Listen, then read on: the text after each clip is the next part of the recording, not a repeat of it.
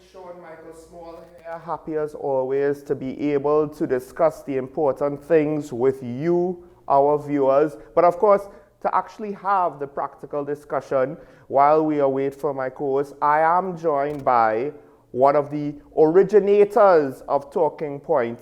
We are, of course, speaking about former Minister of Finance and attorney at law, legal scholar extraordinaire. She has taught almost every attorney that has been on the network in some form or another. That, of course, is Mrs. Karen Shishera. Good morning, Karen. Good morning, Sean, and good morning to your viewers. And that is true. It's more a function of my having taught for too many years, it seems. But yes, what you said is true. And of course, seen many of them rise to very senior positions of judges and gone far beyond. Either taught or have been at law school when I was there. Oh, I think so, yes. Well, good morning to your viewers. Well, I mean, it is not such a beautiful morning this morning, which was interesting. I got quite accustomed to it being nice and sunny despite, the dark rhetorical clouds hanging over the country. One of the issues that we do not always necessarily speak to you about, Karen, is with regards to the levels of crime that we're facing right now and violent crime. Yes, we have spoken to you about it, but you and I, when you're on the show, we tend to speak more about the larger political issues and economic issues. But with regards to the ongoing crime, do you have, I myself am finding it it's changed. It feels different. And it's making me uncomfortable. Do you have any similar thoughts? But I think one of the things that you had brought up, and it was in the papers, it was actually, I read it after the leaking of some report, which showed that there were about 12,000 guns in the country. That alone is very frightening. But also I think it's the mindset of the criminal of today. It's a different, they're prepared to die young. They see no value in your life and they see no value in their life. And that's a very frightening thing. And the other worrying thing about it is that they don't seem to have some sort of grand reason or some motivating factor, like back in the days, they might have said it was the Black Power movement or whatever we want, or whether it's socialism or some ism, schism, something that united people against this grand, idea that they made them feel noble in what they were doing. I don't think there's any of that going on. And that is very frightening. I do. I went back and looked actually at the statistics for crime, because CSO does carry statistical data with regard to crime. And in fact, you can go way back to 1962, you'd be surprised. And when the average murder rate, but then the population was half what it was about 92, 68, around that. And in fact, where you really saw a big uptick was actually after 1990. Surprisingly, that when I say a big uptick from an average of 80-something murders a year to going into the hundreds, and then it just kept climbing. But also at the same time, the population almost doubled around that time. Right. That was also an important factor we have to bear in mind, because when we were seeing the numbers at 68, the population was about 700,000. And we have seen, they said there was a huge increase in the population around that time. So, I guess when they do the 100,000 thing, I don't know if it makes that difference, but you definitely saw the difference, not so much in the 80s based on the data that I looked at, but it was based on after the 90s. You just saw it just going up and certainly getting into the 400s. By the time we entered into the 2000s, we were definitely looking at an average of 400 and something. That seemed to be the norm after that. I guess, there's some truth to the song, Bring Back the Old Time Days. But one of the other issues that you've been monitoring, as we just have a little bit of time left before the first break, LNG seems to be being pushed even further. The price of oil actually is just under $100 a barrel, but LNG prices are steadily rising. Right now, there is hope that the energy crisis might get a little bit of relief, both because American exports might be exceeding their targets that Biden promised, as well as the fact that demand in Southeast Asia might be reducing just a little bit. However, of course, Russia is doing whatever it can to exert whatever leverage it can with regards to Europe and their energy demands. Winter's coming up, so the expectation is the demand will shoot up in order to try to provide heat during the winter months.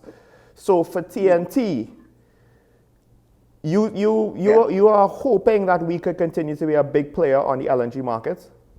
But that's the thing, we had that discussion, and of course we just spent a little time on it. It's just one of those things that I get interested in. But this is of importance to Trinidad because we are a big LNG player.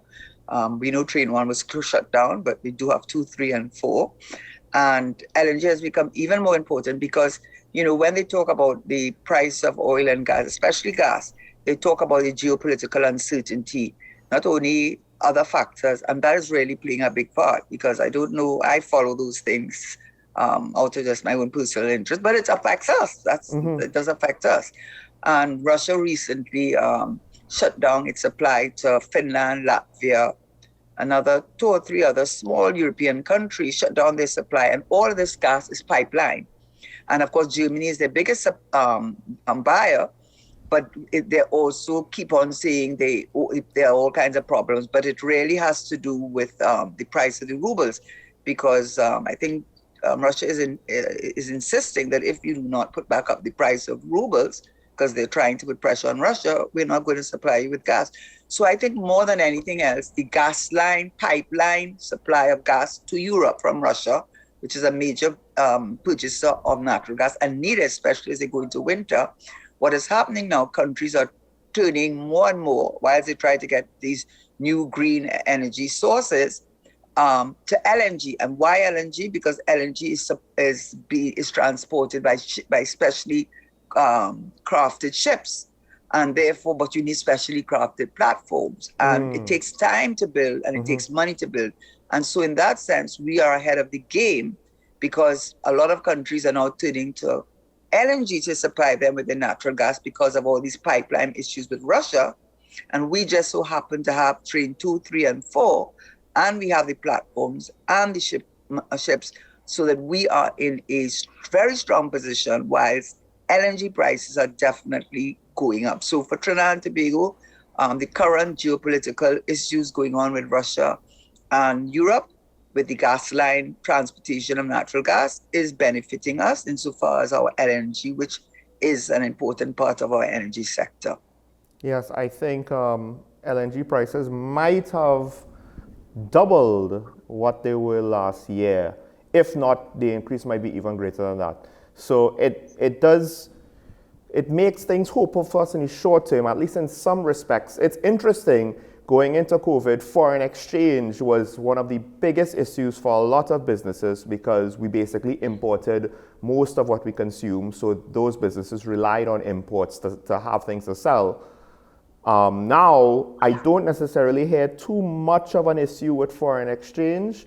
I don't know if it's just because it got buried underneath a lot of the other problems that we're facing. So, or if just because there are bigger issues with the economy, so the need for foreign exchange is not quite the same. It might be just as bad, but in a different way.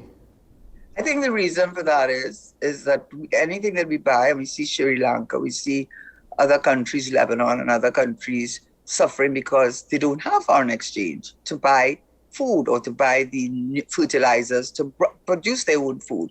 What happened to us in Trinidad is that because the price of oil and gas went up significantly, our foreign exchange reserves have also gone up, because when we sell our oil and gas, it's sold at US dollars. So the pressure that we were under with the foreign exchange reserves has been eased tremendously with the huge increases in oil and gas, which is traded with the US dollar. So that is where the pressure is eased up. I don't think it's because demand necessarily, well, because after COVID-19, yes, I think demand domestically would have been reduced, but I think more so the foreign exchange reserves have gotten a big fillip because of the oil and gas prices, and that's why Heritage could even give us a substantial profit, and even Paria, which supplies the imported fuel to other islands, other Caribbean islands, and they have also declared a profit, even though they're importing the fuel. Well, I mean, it just goes to show if you have a business that's having problems with accessing foreign exchange, I think that is something that we would like to hear. But let's stick a pin on that. We have something more recent to get into. I want to get Karen's opinion. I have a couple of clips with regards to some of the messaging around emancipation, but we'll take a short break now. When we come back, we'll get into those ministers' messages. When we return, Sean Michael Small, Karen Shishera. This is Talking Point on WESN, your content capital.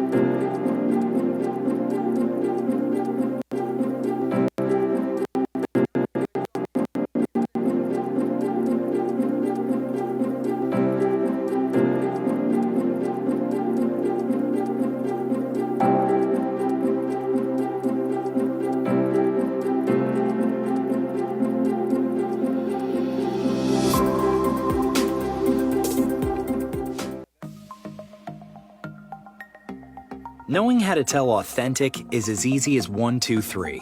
Find it, match it, search it. Step 1. Find the style number on the tag. Step 2. Match the style number inside the jersey with the number on the tag. Step 3. Search it. A quick Google search of the style number will verify the jersey is authentic when the search results match the jersey being searched. Don't be fooled by counterfeit jerseys. Before you buy, remember to find it, match it, search it. Fan Zone, 2 locations nationwide. Center City Mall, Chaguanas and Movietown, Port of Spain. Nationwide delivery available. The best birthday gifts are at dbesttoys.com. Shop for the best brands you love at the best prices. Like VTech, Leapfrog, Fisher-Price, Play-Doh, Hot Wheels, Barbie, Cocomelon, LOL, Baby Alive, Crayola.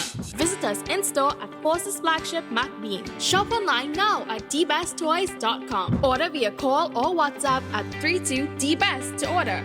And remember, we have the best toys at the best prices. I am Rondell Donowa, attorney at law and host of Strictly Legal on WESN Content Capital. Strictly Legal is a legal program geared towards informing you, the public, of your legal rights, responsibilities, and remedies. So be viewing Thursdays 10 a.m. to 10:30 a.m.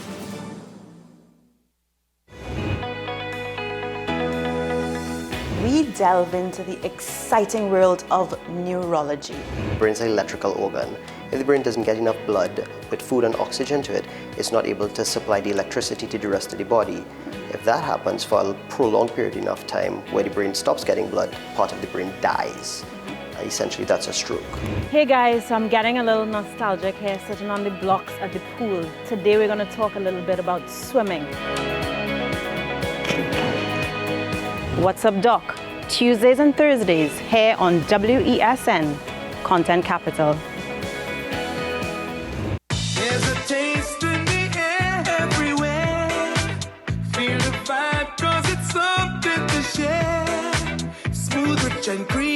you'll find it right here. Makes you smile, relax a while, it's fun and good cheer. Ooh, enjoy every scoop. Ooh, every taste will get you hooked. We have flavors that you love, a combination special. Come along, enjoy our treats. This is Uncle Pete's. With society plagued by a host of issues, with debates surrounding our urgent concerns falling short, with questions of our future not always being answered, the conversation continues. Join me, Kemuel Pascal, as the voice of the youth comes to life. We will confront the controversial topics of today's world to gain answers that are key for a better tomorrow. One and One with me, Kemuel Pascal. Wednesdays at 10 a.m. Only on WESN, Content Capital.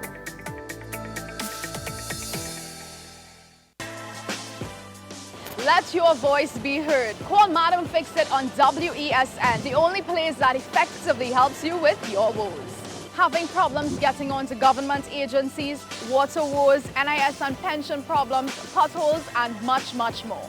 Call me, Madam Fix It, every Monday, Wednesday, and Friday, right here on WESN. Let me fix it for you.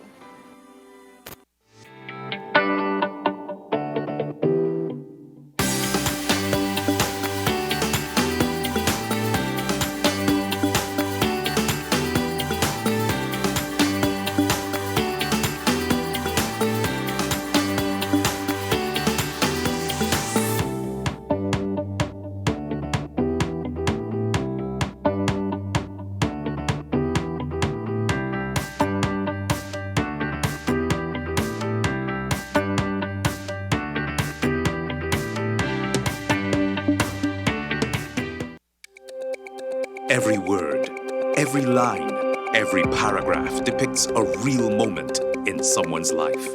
A father, a sister, a mother, a brother. We at Newsday are dedicated to you, the people, and through independent, unwavering journalism, strive to always bring your stories to life. Because your stories are more than just words. Newsday, independent and credible. Is it politics? What is it? Is it that nobody cares about sports? The kind of support that sport used to get in the past is no longer here. The thing is, taking a knee doesn't mean that that's the only thing you're doing now, Andy. Right. Taking a knee along with other stuff. Samantha, what are you looking forward to when you return home to Trinidad and Tobago after winning the title? Thank you very much for speaking it into existence. Is it no pressure on Nicholas Paul? It makes me more motivated to work hard and to go out there and rep the red, white and black. Why are we sending a team to the Winter Olympics? There are a number of Trinbagonians who are in the diaspora and have grown up in winter sport. It's an opportunity that the Trinidad and Tobago Olympic Committee will not close the door on. I also believe in the players that we have. Once you can motivate the players, you can get the best out of them.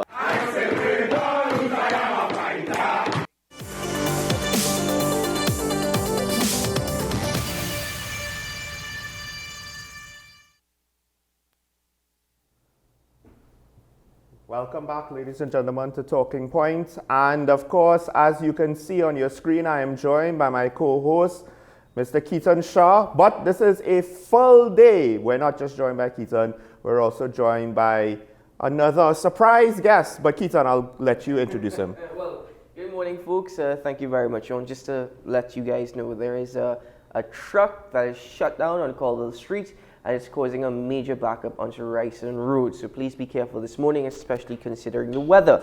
Anyway, I have been given the privilege, the honor of introducing our next guest, according to Sean Michael Small.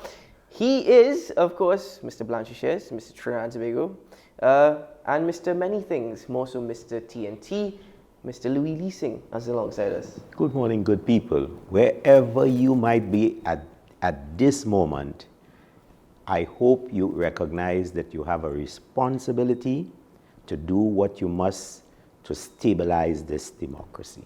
Well, speaking about stabilizing the democracy, let's just get into it. We don't have much time.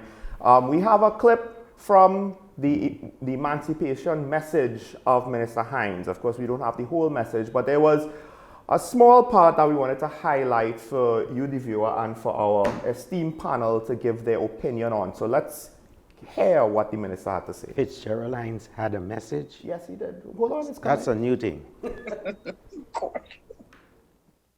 We in the cabinet recognize, and I'm telling you flatly, that for some reason or reasons, perhaps nothing wrong, perhaps nothing corrupt, but the bulk of applications we got for the grant of state land for sometimes residential, but most times agricultural pursuits, we did not see African people among the enthusiasts in that regard.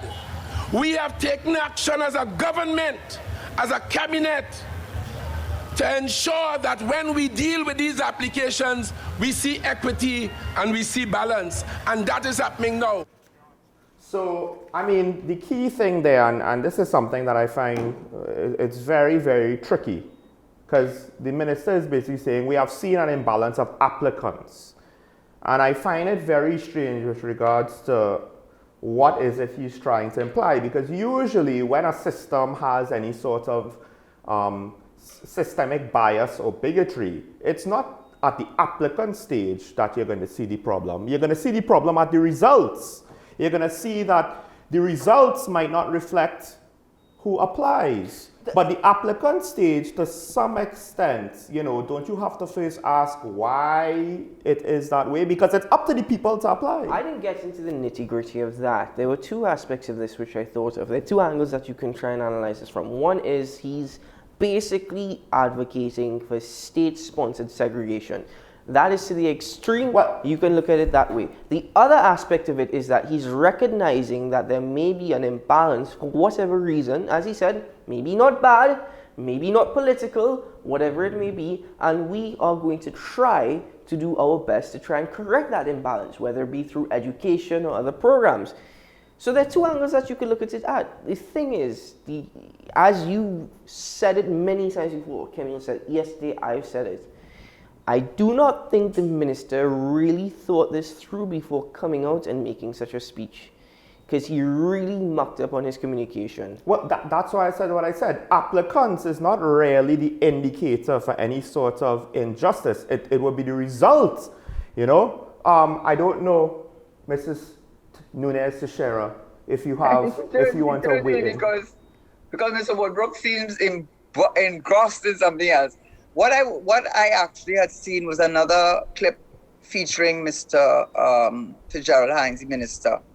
And I see it as a continuum, maybe because I was in politics and you want to send a message out. So you have your message being repeated in different ways by different people, but still being sent out. I saw that as part of the recognition, that is my view, that there are a lot of criticism has been made of this government in terms of helping young Afro-Trinidadians, and it seems as though they bear the burden of being the cockroaches, and they're the ones that seem to be the ones involved in crime based on what you see on the television, on the videos, as well as what is in the prison, etc., etc., etc. So I think because the PNM as a party is recognizing that it is losing a lot of its young base because of that perception, they are deflecting responsibility and at the same time trying to say they're going to do something. So I linked what Fitzgerald Hines, minister, said about trying to increase the number of Afro-Trinidad. That's what he meant, owning land. But it's not our fault. It's not our fault. They're not applying. And then linked it to what the Prime Minister talked about, the rampant level of violence. But it's not our fault. It's not our fault. It's because they don't have families. Yes. It's not our fault. Then you link all of those various speeches. And another one that Fitzgerald Hines had given, Minister, to another group, which I got, where he talked a lot about the lack of family and the lack of men and the lack of men. It's not our fault. It's not our fault. What the message I get, and they are saying, and I was there in government, so I think I could sort of get a sense of sitting around cabinet or sitting down in a little group and saying, how do we deal with this? Well, what we're going to do is message. And the message is going to be, it's not our fault. And then after we get that message out, it's not our fault, we're going to now say, look at what we're going to do to help you. Because they recognize that they're losing their base. And the base of young Afro-Trinidadians who are disenchanted with what the government has done to help them to become entrepreneurs. That is my take on that. Well, Louis, before we bring in our next guest, I do want to just hear your initial thoughts. With everything that we've had to say, Mr. Woodbrook is deep in thought, and usually when he's so deep in thought, he has a lot to say. Hopefully we will have enough time for it. Let me say first of all that for the first time at last, I could support Fitzgerald Hines. We bury our heads in the sand on the issue of the imbalances in this society, and we do so at grave risk. If we do not, as it were, seek as a government to ensure there is equity in this society, we may well find ourselves in a Rwanda with the Hutus and the Tutsis.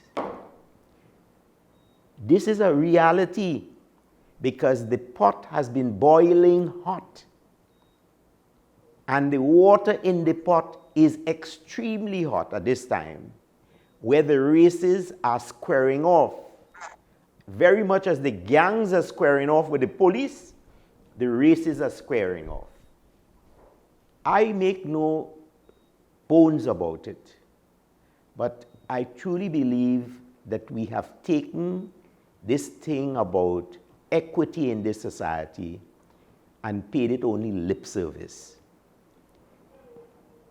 But at the same time as Fitzgerald Hines is saying that, I would expect him to come forward and speak that the government is going to fully charge up with the financial and other resources, the Equal Opportunities Commission, that the government will do what is necessary to ensure that the freedom of information business is treated with seriousness, because all these institutions lend itself to an equal and just society. But lest we lose sight of the point Fitzgerald Hines is making, he is saying, we're going to give out land. But the only applications that have come in the main is from one side of the society. And we believe that the other side of the society should be given, as it were, an opportunity to be involved in the process. Now, let me finish, please. People may argue, well, they were given a chance, but they're just not interested, and that is also true. I remember when I was the chairman of the Small Business Development Company. This is in the first Manning incarnation. I was given a chairmanship, chairman of the Small Business Company. And I had the brilliant minds of the following people working with me. Michael Toney was the deputy chairman. Deborah Peake, senior counsel Deborah Peake, was on the board. Dr. Derek Brown, who is now with the World Bank, and the list goes on and on. But we took a position that our work was not sitting down in a boardroom and pronouncing over the accounts and all of that. We needed to do more. And we began an outreach program. And I always say that these people who I served with are in fact, patriots. Because senior counsel Deborah Peake didn't have to do it. But we went in school halls and community centers all over the country, whether it was Faizabad or Port of Spain, to talk about small business, to talk about the home being economic space, and so on and so forth. And she brought her husband, Mr. Paul Peake. So that I'm saying to you, as I look back on that period, I know the PNM of that period did its work. In the context of what is now happening, first of all, this is not being critical of African people. But I don't know how many African people would have seen the advertisement. And if they did see it, I don't know how many would have said, Well, I know Sean Small have an interest, or Sean Small should have an interest. Let me call young Sean Small and say, Sean, there's an ad in the papers where the government is distributing land for agriculture. I think you should apply. The weaknesses on the African side of the society are so grave. It tells you that the likes of Fitzgerald Hines and Dr. Keith Rowley and others, the work that they have done, or they perceive they have done, has been one big failure. That's the point I'm making. Well, yes, I was just about to say, I have a question to ask, but I want to save that for the general panel with Karen, with Sean, with Louis, and the next guest that I'm about to welcome. So let's take a break here on the program because, my word, from the monologues and from the dialogue, I have a lot going through my mind. So we'll return after this.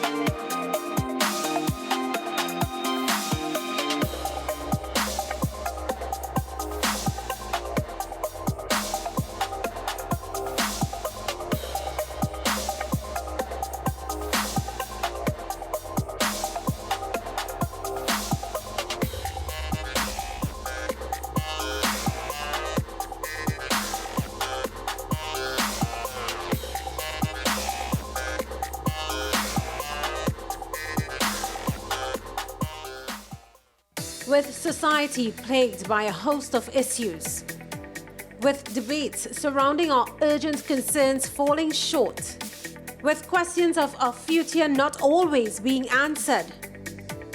The conversation continues. Join me, Kemuel Pascal, as the voice of the youth comes to life. We will confront the controversial topics of today's world to gain answers that are key for a better tomorrow. One and One with me, Kemuel Pascal. Wednesdays at 10 a.m. Only on WESN Content Capital.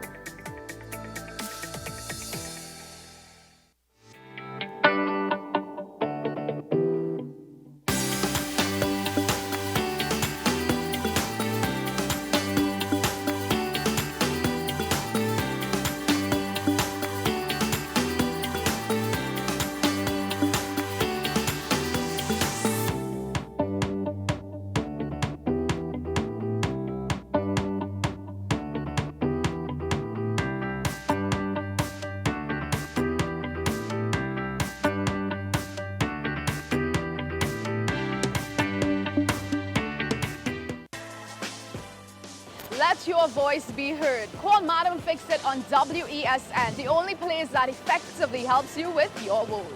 Having problems getting onto government agencies, water woes, NIS and pension problems, potholes, and much, much more. Call me, Madam Fix-It, every Monday, Wednesday, and Friday, right here on WESN. Let me fix it for you. The issue, the continued rise in the price of flour and its impact on the cost of living in Trinidad and Tobago. How should we go about it? I want to ask you, what has been revealed to you about the state of vulnerability in the country because of this exercise and because of what we're going through? Is the government losing the war on the vaccine front? The discussion should revolve around the common good for the greatest number of people in Trinidad and Tobago. How do we inculcate a sense of respect and regard for people who may not be of your own political ilk or persuasion. The communities are now being used by political opportunists. So when the tables are turned, it's the same way. Okay, this has been 10 Questions. I'm Andy Johnson, and we'll see you next time. Join me, Sule A. Joseph, as I delve into the day-to-day psychological issues plaguing our society. We will discuss behaviors that encompass the biological influences, social pressures, and environmental factors that affect how you think, act, and feel. Sight, Thursdays at 11 a.m., only on WESN, Content Capital.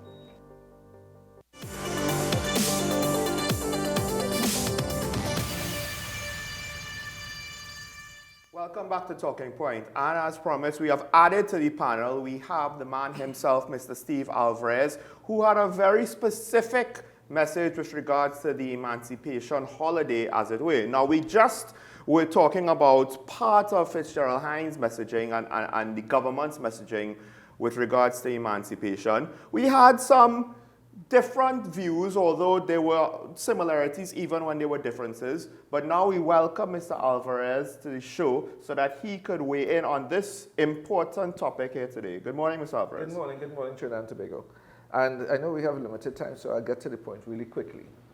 One of the things that I noticed coming from Fitzgerald Hines and from especially the PNM administration, and in his speech he talked about equity.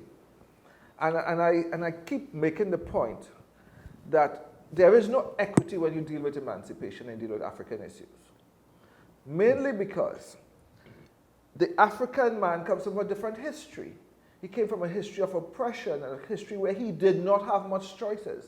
So if you have to deal with this equity, you have to be strategic. So let me give you an example. In 1948, the government of Trinidad and Tobago recognized that the sugarcane workers were not perhaps treated equitably in society.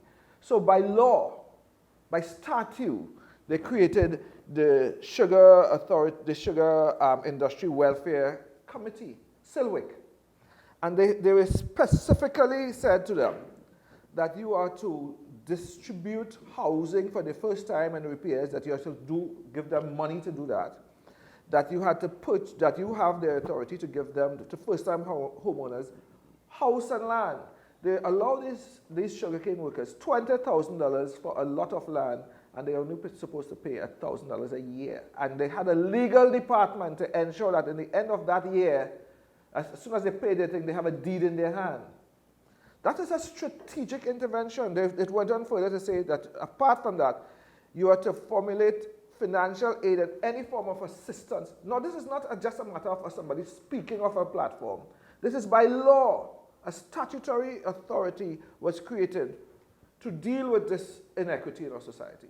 So when you come out and talk about I care and I care and I care, unless you take that step to strategically put into law certain positions, and these were very specific.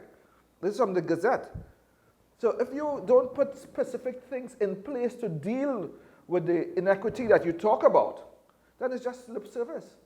And I am very disappointed when I see people get up and they dance up the place with some African thing, and then the next day, you're back to facing the same issues.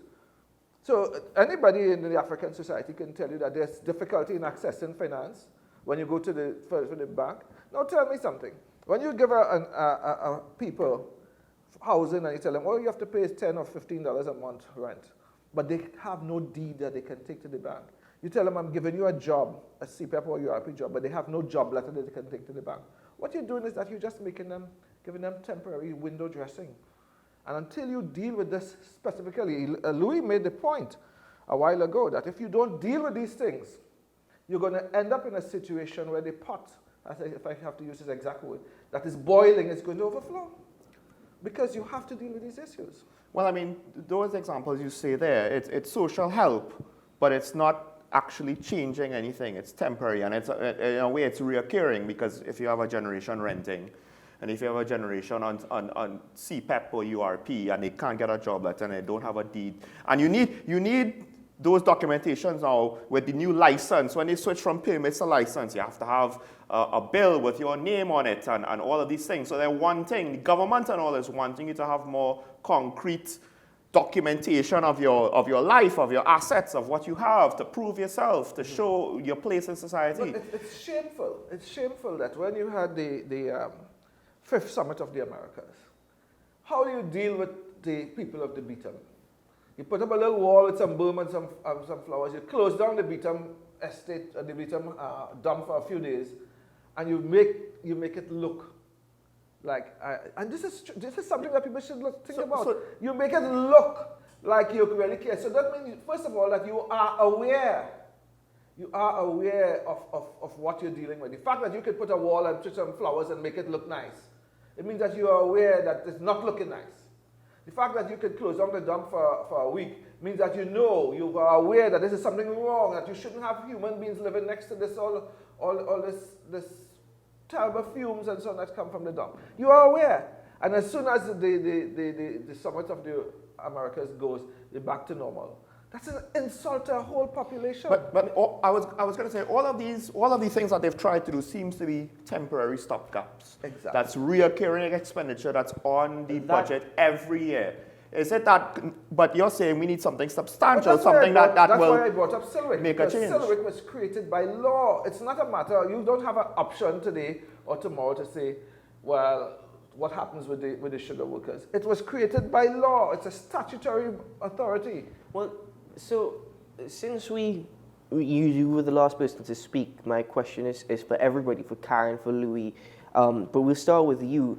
This term, or the terms equality and equity, in your opinion, has it become so politicized, or the approach to creating an equal society has become so politicized that by using such terms now, as we would have seen, could be deemed or could create the perception of a racial divide rather than actually trying to truly envision and implement what they mean? That's exactly the point I'm making, is that they are aware, the politicians are aware when they make these dog whistles, these speeches, they are aware that there's racial inequality.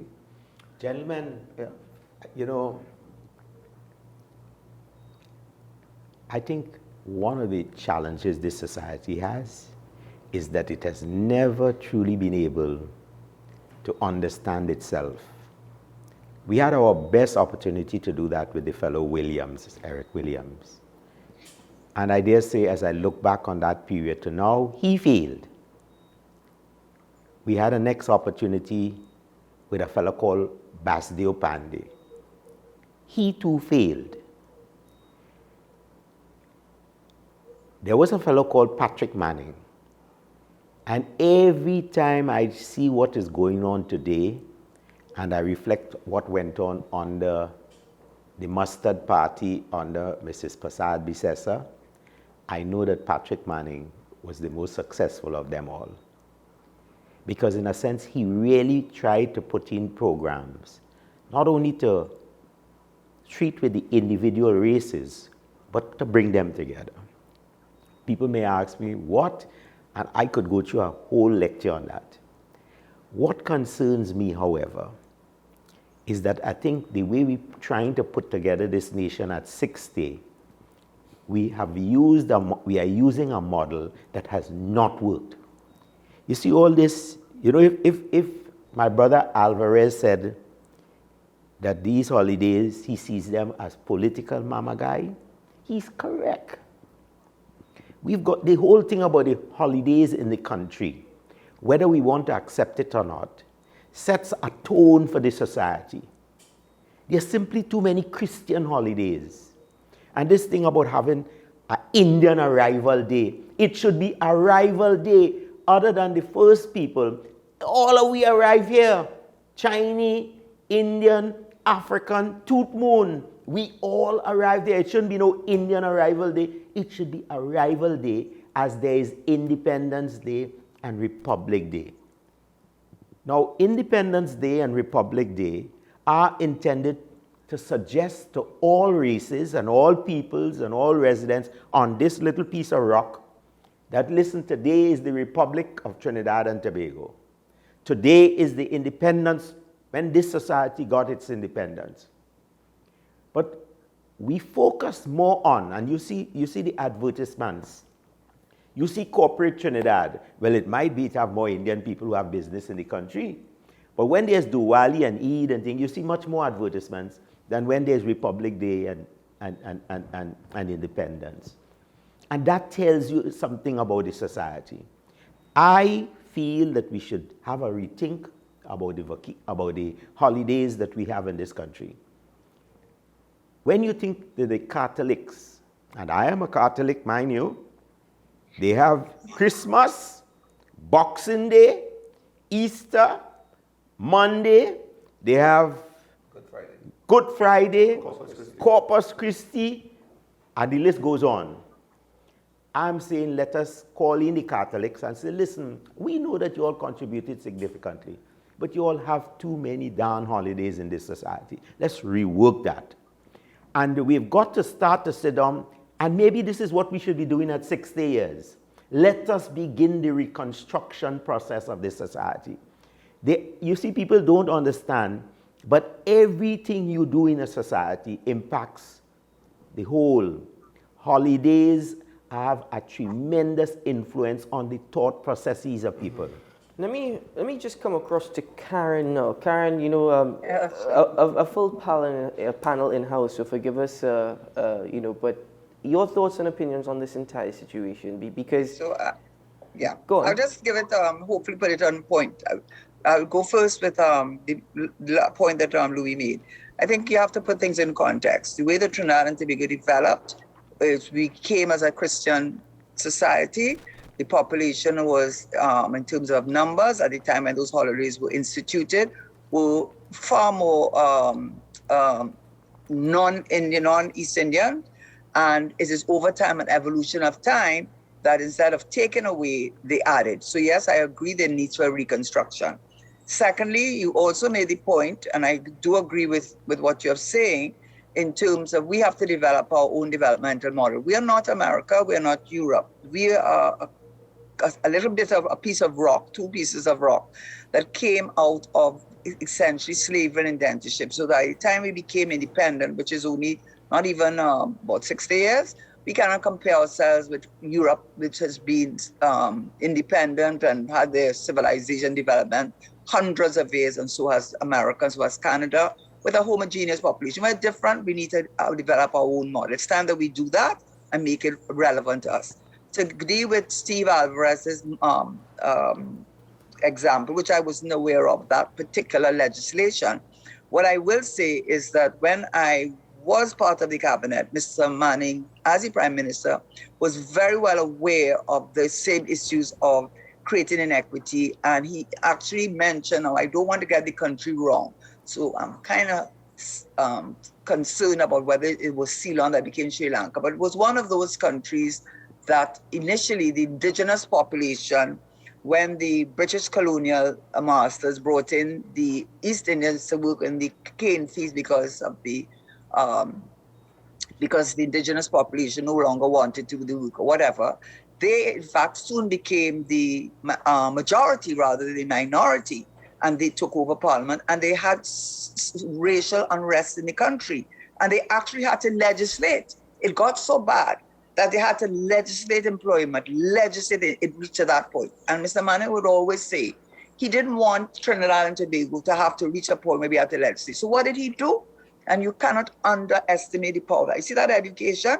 You know how many persons are doctors today that if we kept to the, had not expanded the opportunities, the St. George's University, the opening up of that was not by chance. That was not by chance. The opportunities for law. I taught law for many years. I started off with teaching a class about 60. Now you know what's going on. They can't get in because a lot of them went to the private institutions that were gate sponsored. A lot of people became accountants because they went to the private institutions that were gate sponsored.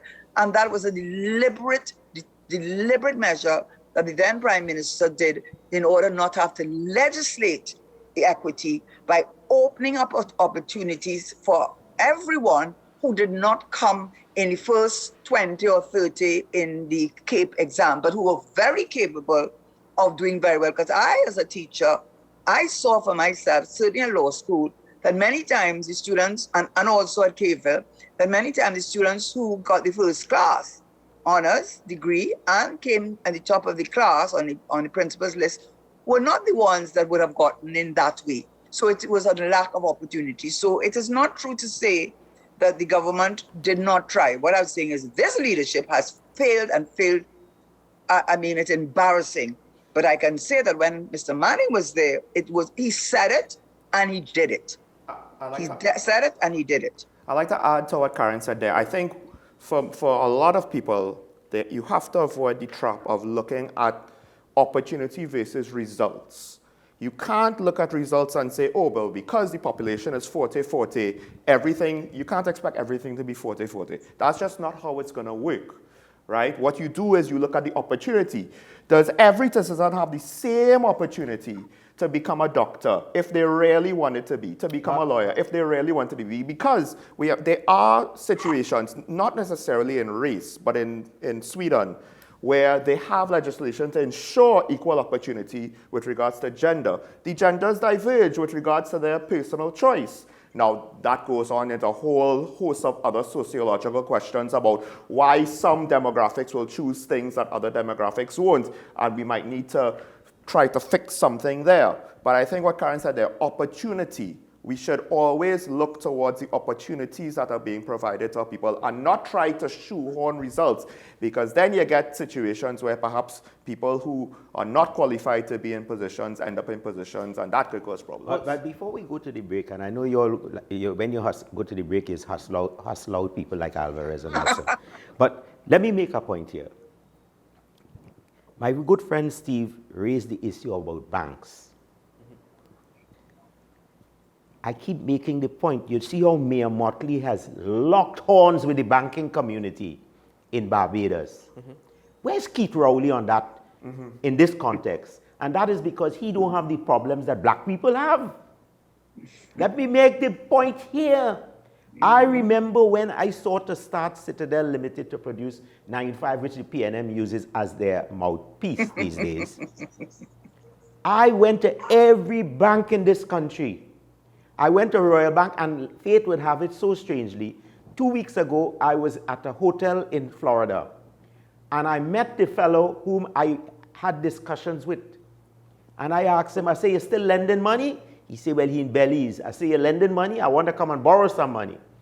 But I said that tongue in cheek, because when I went to Royal Bank, they wanted my cuticles, both on my fingers and my toes. And I said, no, you wouldn't have that.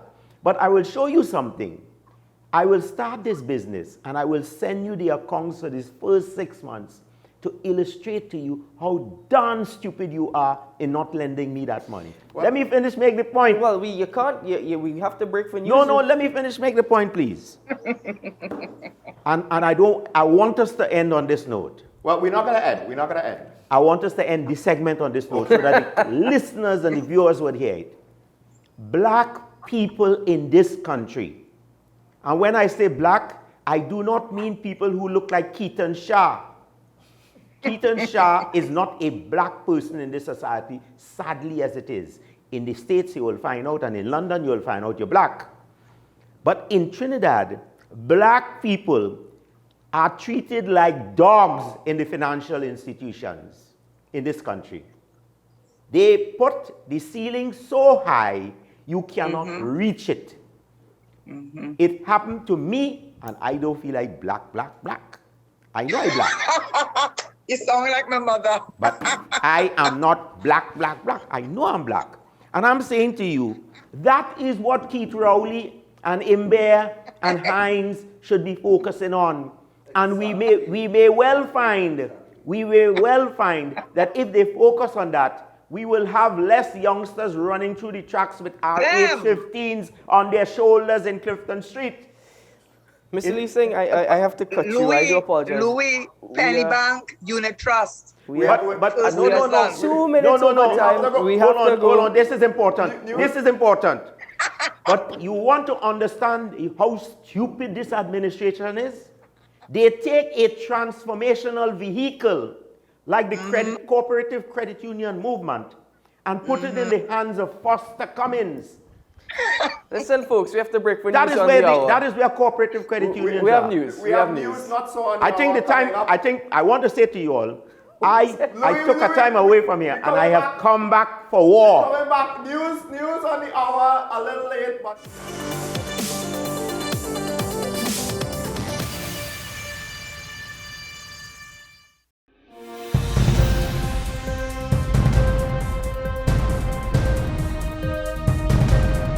Seven is out, all day is in.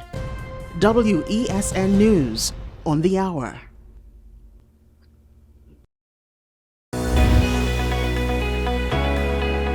In this season, we talk more about health, wellness, and everything in between.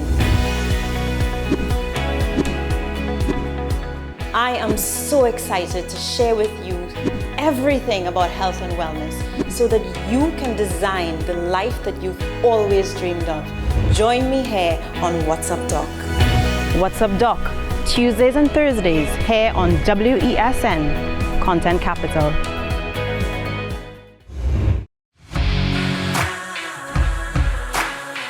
Every day, we communicate through stories. Stories of ourselves, our challenges, our goals, our experiences, and our aspirations.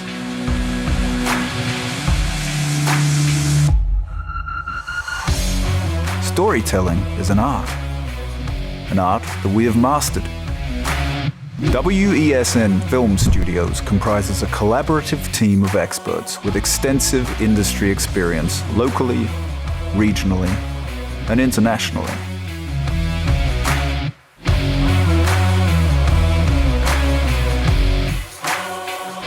The ability of your business to successfully communicate with your preferred audience depends on the strength of the stories you tell. Your vision should be communicated in a high-quality, professional, and creative way.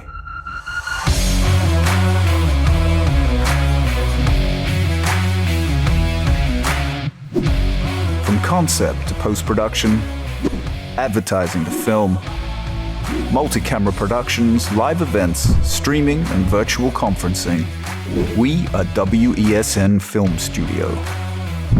Let your own unique voice be heard and your vision realized. Call us today at 628-5835 for your next production.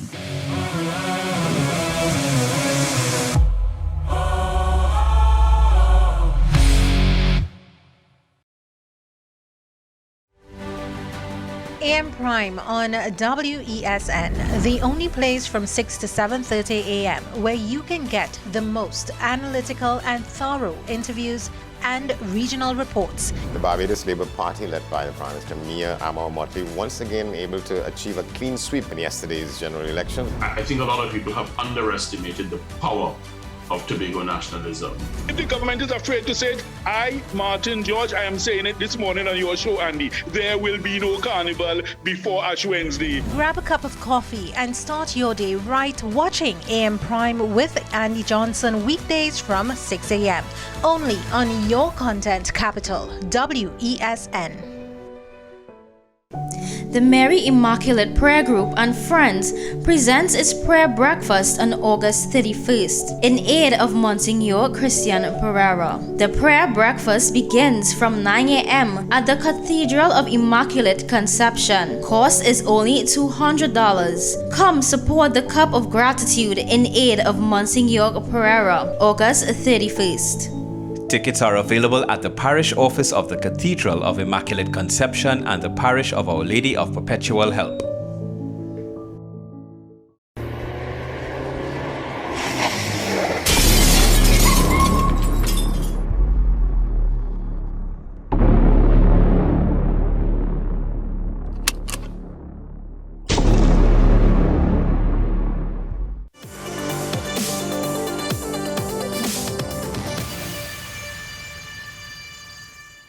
Welcome back to Talking Points. So, news of the hour is now out of the way. Thank you very much to Denise St. Clair for that, keeping us up to date with the latest. But back to the conversation here now on the station, and it ended in such a powerful note. And, you know, off air, Mr. Alvarez was making mention that even for documents, when you are invitation to tender, invitation to bid, it's so expensive, the average man cannot afford to purchase it. Do you think, in your opinion, sir, that the system is deliberately, it has already been designed, but do you think it's been deliberately maintained this way to create the notion of dependency? And by creating that notion of dependency, you need us more than anything else. Well, it's not so much a system of dependency that was in terms of contracts. Contracts in government are usually their way of giving back to the financiers. So this is so the financiers invest in the election campaign, and I have given you back. So I give you a perfect example.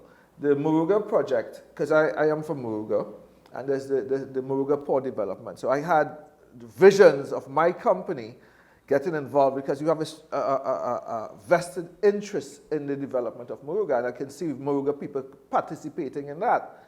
So when I looked at the tender for that project, it was somewhere above $10,000 for the documents. So right away, I am not going to take $10,000 because $10,000 for a small business is a lot of money. So the average small business is like, I can't tender. And pretty soon I came across, I actually went down to the project, and it's all enclosed. And nobody from the Grand Chimay and Bastia and Laloon and those surrounding districts employed in the project. So they have to peep over the fence if they want to know what's happening for Muruga. And that's how this country is. When people come to Mama Guy people about we care about the black man and we care about you, the people, they don't. They care about the financiers. And it is strategically done to ensure that you remain dependent on your CPEP and your RP project, because that way I can get you to fill up a bus and go here and fill up a bus to go there. But if it is that you are independent and you now have to make a decision, do I want to do this or not? So then you must not have that choice. When I say come, you must come. When I say go, you must go, and I will keep you there. And that is the point. But then that is the complete opposite of emancipation and liberation. Exactly, that is why I made the point. But he must add that isn't only for the ketchup party, you know. That is for the mustard party too. Yeah. Yeah, but not as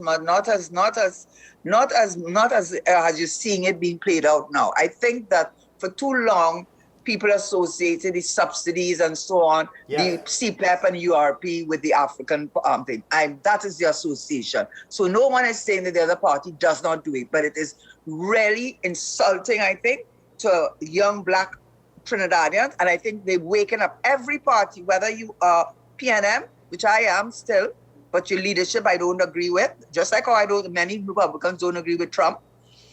Just as how Alvarez's party, everybody's preaching the same message to the young black youth. Understand that you are being used, and that man at the top does not care about you. And what they're doing is by keeping you dependent on that little money that they're paying you by subsidies, and make you not only ready to go in the buses, but to get involved in the informal sector when you're getting paid much more than the money that they're paying you in URP and CPEP. And that is a system that I believe that they've put in place, and they come and say the right things at the right time. But right now, I think people are fed up of what is going on in the country. Is the message the same for the young Indo youth, or the young? Is it the same? No. Make no bones about it. If you have never been to a UNC meeting, I want to recommend that you invite yourself into one of those meetings. And you will understand that when you go to these Monday night forums or what have you, everybody in that meeting is a reasonably independent person. They bring themselves, you see cars, all kinds of big cars for miles away, and they come prepared to listen and to make their contributions if they are so allowed. But I want to make the point here. This thing that is happening in Trinidad, particularly with the PNM at 60 years, is a good thing.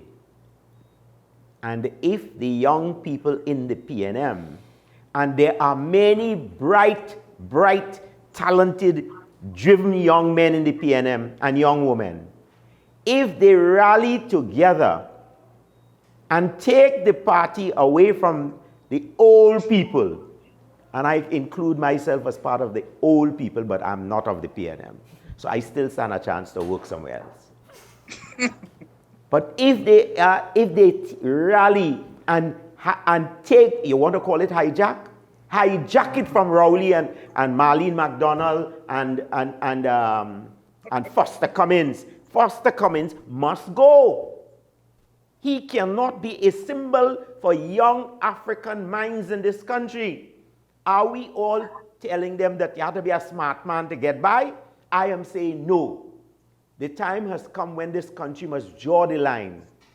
If you want to be a smart man, understand we have golden grove for you. But let me just make this point with regards to the Yellow Party. When the Yellow Party is in power, you would see a lot of small contractors. People, I can see villages in Barrackpore and among Rochelle Douglas Road. There was a transformation during that 5-year period of shacks to houses. There was a little church that used to be a little galvanized around that is now a big church. All those things happened because they tracks to roads. Yes, because what they did is to ensure there were families given contracts to do box drains. There were contracts all over South. And that was their way of saying, listen, you don't have to find $10,000 to buy contract documents. You can get a government contract once you have the most basic of documentation in place. And that's when and I'll give you an example. I spoke earlier about Silwick and so on. In Silwick, at the end of 20 years, it's $20,000 a year for your lot. But at the end of that, some people were paying for the lots in 2 years. At the end of that, you have a deed. You have a situation where a man can go to a bank and say, listen, I know you already want to give me loan and so on, but I have a deed here that's worth $100,000, and I want a $10,000 or $20,000 loan to open a tire shop. The same thing is not afforded to the African man who's on Duncan Street and living in a house that he's paying $7 a rent. What does he go to the bank with? I have no deed. I don't have a job letter. And then you want to know, so what does he do? There's a sense of hopelessness. No, but Steve, I want you to stick a pin. Africans in the oppressed communities do get contracts, but you must be wired to the underworld. And that's correct. Whether Heinz could talk as much as he wishes, Rowley can speak as much as he wishes. The PNM has driven, as it were, this business of government relationships with the underworld.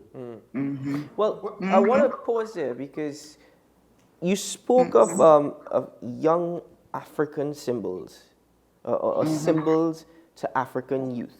And there was a direct response to Mr. Alvarez's comments by the Minister of Public Utilities, Marvin Gonzalez. Yes, so on AM Prime yesterday, our colleague, Mr. Andy Johnson, he took an opportunity as Minister Gonzalez was speaking about, well, some of the challenges of the African community to ask him about what Mr. Alvarez had to say with regards to his emancipation message. So we have a short edited clip of that just to get the basic points of Minister Gonzalez's response. Let's take a listen to that.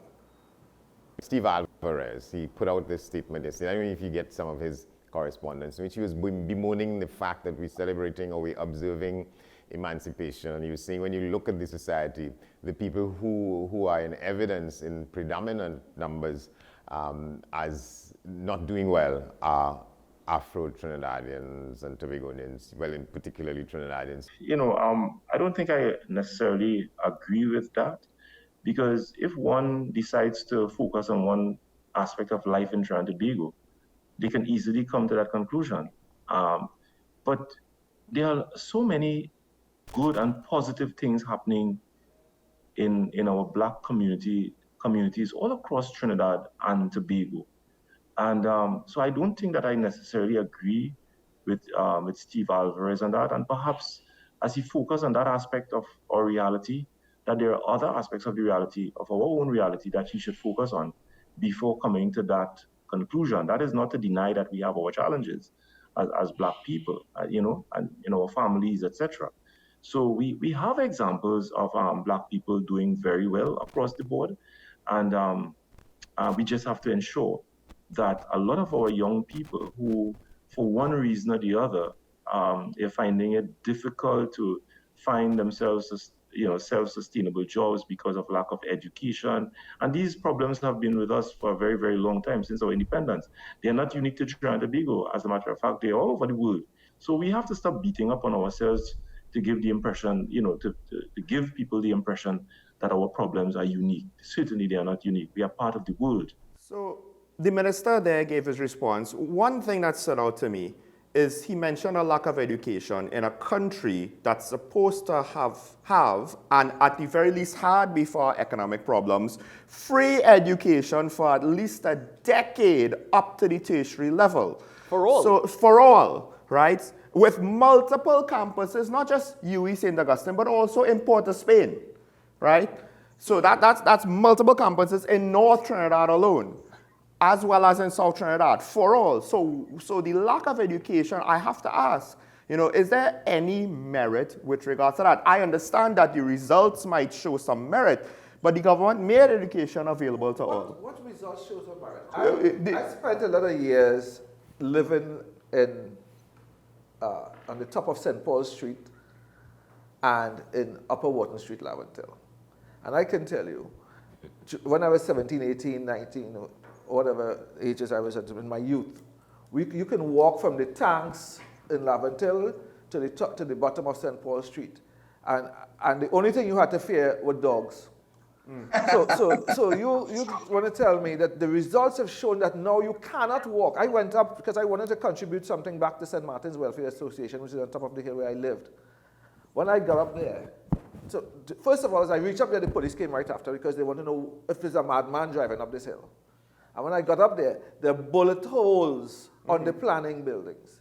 And so how do you talk about since independence when you have allowed a society to deteriorate to the level that it is? I used to go and buy corn soup and so on and listen to Desperados on top of the hill. Well, it's one of the most beautiful views. But hold on. Let me add to that, because in a sense, I know the leasing family had its roots at 34 Clifton Street. You remember, you see in the news all the time they talk about Clifton Towers. Mm-hmm. I know about that. 34 Clifton Street. Yeah, I know that street well. The woman I married and is the mother of the only children I have came from 26 Clifton Street. I didn't go far. I want to say to you this. The leasings people may know Louis Leasing, because I have been in people's mind share all the time.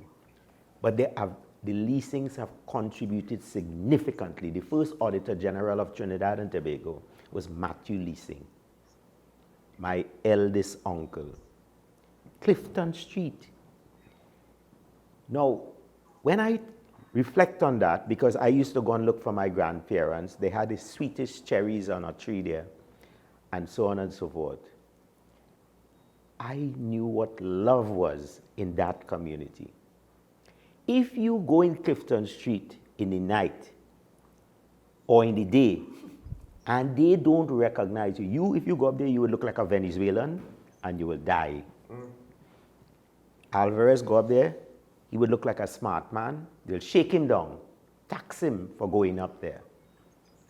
When I campaigned in the local government campaign, that building, the 6-story building that is in the news, the gangsters were in control of the ground floor. So visualize you coming to work, you're going out to work in the morning, you're meeting the gangster when you're leaving your home.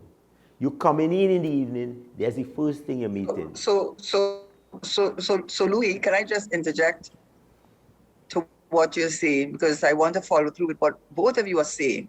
So what's the difference? What has happened? Obviously, it's drugs. And who is bringing in the drugs? And that's why you have the gangs, that's why you have the unlicensed guns. But every time you read in the papers, they're only showing you the young black man, the symptoms of the problem, not the cause of the problem. And I noted that when the Prime Minister, every time the Prime Minister speaks, I've never heard him address the issue of drugs.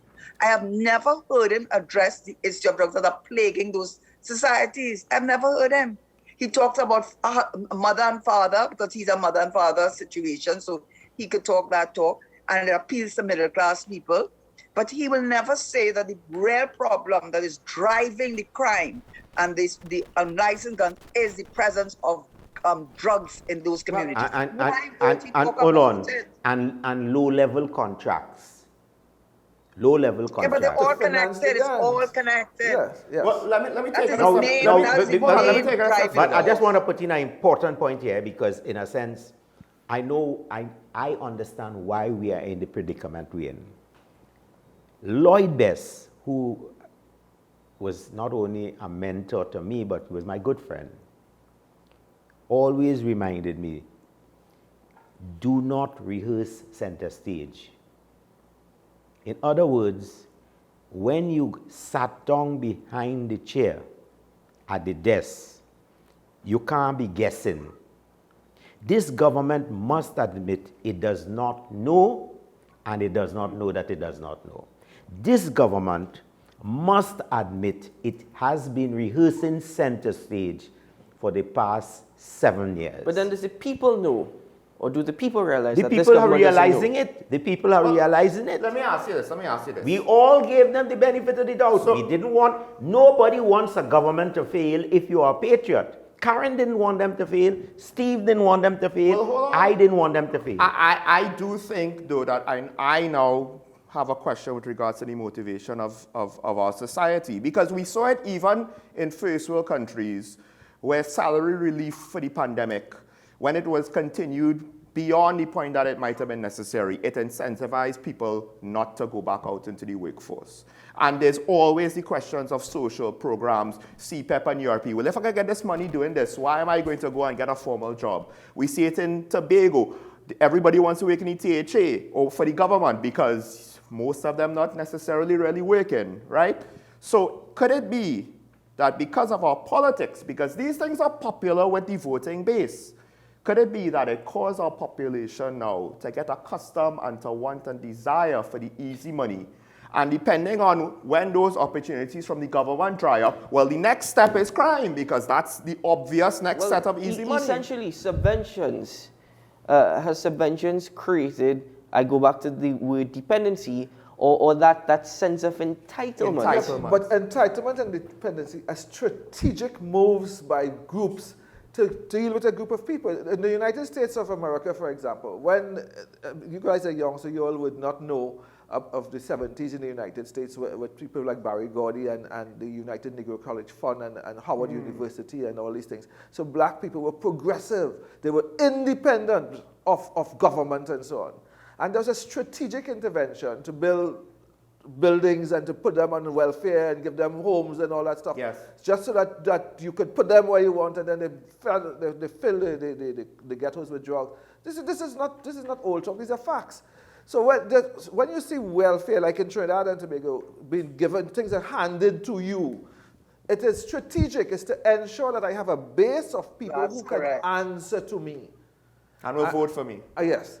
And I have to keep you at a certain level, because an independent man is a dangerous man. I think Booker T. Washington, not the wrestler, but the activist from 1920, he said it best. There's a group of activists who don't actually have any desire to solve your problems. They want you to keep having problems so they could keep being in the business of being activists, advocating for you. So then my question is, because I think this might be our final question as well, is simply, where is the line between social help and social policy versus that politicking that you all have mentioned? When you have social help, it must be like Silwick.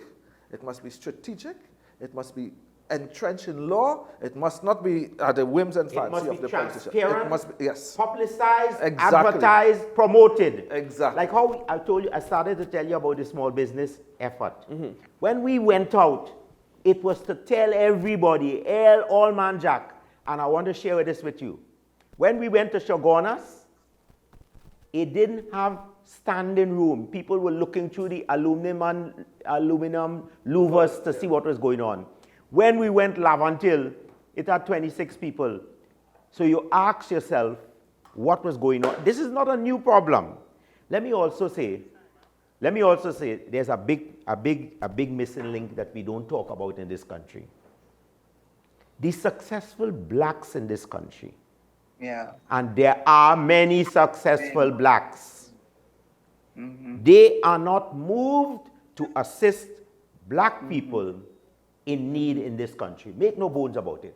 You go, all them lawyers, them black lawyers in this country who making big bucks, and all them black doctors who making big bucks. You go and really investigate and see if they ever truly did anything meaningful, whether they send a young black person to become a medical student, help them pay the bills, whether they send somebody on a scholarship. Black people are their own worst enemies. But I think also, so you can't just simplify it like that. I think secondly, I think a lot of black families, so middle class families, tend not to advertise the success of their families. You don't tend to hear everybody knowing how well their families are. And thirdly, a lot of them migrate to the States. A lot of them do not come back home. There are many educated black people who, if you were to count them, who have not returned home. And that is because they do not have those kind of cultural, religious ties that Karen, please. Let me say to you, if you know the history of the Syrian community, the early ones when they came, whoever followed, when they landed, they will give them a suitcase with materials, and they will give them a room to stay and some starting money. Let us look at that in Trinidad. How many Africans who are successful are prepared to give those in need a start in this country? And Louis, that has to go back to your mainly African-based political party who has been doing very little. Because this is one of the things. They feel, listen, if I vote PNM, if I vote for people looking like me, I will have something, I will get something back. And that's what they believe. But I'm sure, Louis, I'm sure you help people. Louis, I'm sure you help people. Steve, I'm sure you help people. I do. I have them, but you don't talk about it. Well, I'll just say, I'm merely saying to you, Karen, it's not a question of talking about it. I'm saying to you, in this society, we require an extra effort to pull black people up by their boots. Well, and if I were the political leader of a PNM party, I would say to people in this country, African people, I am speaking to you on this occasion. We are in a crisis. We require each one of you who have done well to do well by someone in need at this time. But you have to have moral authority to say that kind of thing. I'd just like to close to say the proof is the fact that all of those that leave TNT and go abroad, they find success way out of proportion to the opportunities and they stay. here. The opportunities here. And that goes back to what we said last week, where there's a massive exodus of young people, a brain drain taking place in TNT. It has been for some time. It's just going to get worse. Folks, that's where we have to end it. Karen, Eunice, Shara, thank you very much once more. My good friend, it's good to see you, and thank you for joining us. And I had a great time today. It was really educational, and I wish you could have back Steve another time, because I certainly learned a lot from him. Not to say Mr. Porter's Play, Mr. Woodbrook, etc. Did not do that. Mr. Alvarez is always welcome to the show. Not so sure about Mr. Woodbrook. He'll just call in. Mr. Alvarez, thank you very much, sir. Thank you guys for having me. And Mr. Everyone, Mr. TNT, a pleasure once more seeing you, sir. It was a joy being here this morning, as always. Wonderful, sir. Sean? What is instructive is that it's an Indian man having the last word. That is it. Sean, you want to have the last word? It's almost like if he set you up here. You want the white man to have the... I am half Chinese with the name small in TNT, right? Okay, just remember. Anyway, folks. Sorry, I have to have the last word. You do? Yeah. Nah, today's a day to have a good day. He can't even say my line properly. Today's a good day to have a good day. We'll see you again tomorrow. Bye-bye.